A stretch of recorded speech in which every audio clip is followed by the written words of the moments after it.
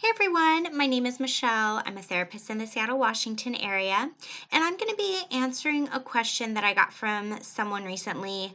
And it's similar to some of the questions I answered in my last two videos about what you can do if your partner has a friend or family member that doesn't seem to be respecting your guys' relationship. And this person specifically asked about what can you do if it seems like somebody in your partner's life is more or less throwing shade on social media. If they're posting things that seem like they might be directed about you, like if you already know this person doesn't really have the most positive opinion of you, if they're posting things on social media that could be about you, about your partner, about the relationship between the two of you, how do you address it?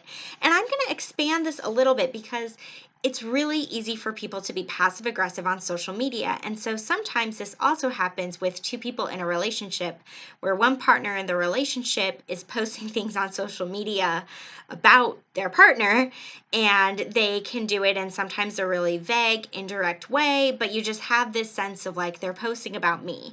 So whether it's your partner posting something that could be directed towards you or someone in their life posting about something that could be directed towards you, this is an uncomfortable place to be in pretty much. So I'm going to go through how I recommend you address this today.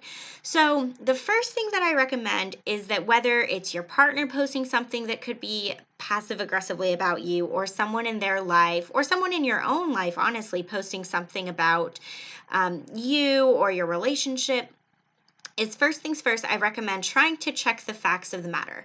Unless the person in the post said your name or referred to you directly, we can't say with certainty whether this is about you. It might be. It also may not be. It could be about someone totally different in their life. We don't really know. So, to check the facts of the situation, one thing that can be helpful is to run the post by someone in your life who you really trust, who does not know the person who posted it, and ask them to be really unbiased.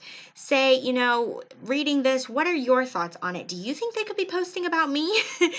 And if the other person who you're running it by says, no, I really don't think so, well, that's something to pay attention to, because it may be possible you're misconstruing what the post was really about.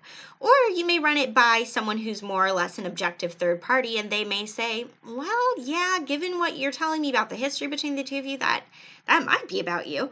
So it can help to check the facts in that way, to try to figure out from someone else's opinion what they think, or to also just see if you can come up with any other possibilities for what this post might be about. And if after you think it through, you realize, hey, I don't really think this post is about me. It seemed that way at first, but maybe it's not. Then at that point, I would say, let it go. If you don't think it's for sure about you, then it might not be worth spending any more time or energy concerned about it. However, if you come to the conclusion that it is about you, that's a different story. So we're going to go from here with that scenario of saying that it is about you and you're pretty confident in this. Then what do you do from there? Well, the first thing, if you're pretty confident it's directed your way, is to not sink to their level. And trust me, it can be so tempting. It can be so tempting to comment publicly on the post, to make your own post about what they said or in retaliation. Refrain from doing it. Do not go to social media yourself to try to get back at them or to send a passive aggressive message on your own. Don't do it. Stay away from posting in response. That's the very first thing I recommend. And then the second thing, which some people might argue, well, this is what you should do no matter what, is to talk about it with them. Now, I only recommend this if the two of you have a relationship where it feels like you can do this. For some relationships, especially if there's already bad blood between the two of you, you already don't get along, and then you see this post, trying to talk about that may not go over so well. But if this is someone who maybe you're really surprised by the post that they made and you're like, really, they would post this about me, or whatever it is, talking about it directly and addressing what your concerns are may be the best bet. And I recommend keeping this really short and sweet. And this applies to whether it's your partner, whether it's someone in their life or in your life. Short and sweet is to talk to them either in person, over the phone, via messenger, whatever way feels most comfortable to connect with them and where you think you're most likely to get a response from them. I.e., don't call them if you're pretty confident they're not going to pick up the phone, but reach out to them in a way that you think you'll be most likely to get a response, and basically just say, hey, I saw your post that said blank, say what the post said, and say, I can't say with certainty, but I'm just wondering if this was directed towards me, or if this was directed towards my partner, or if this was directed towards our relationship, and just see what the person says. They may say, oh no, it's not about you. Well, okay, you tried to address it, and either they're genuinely telling the truth and it wasn't, or they're not telling you the truth and it was, but they don't want to own up to it.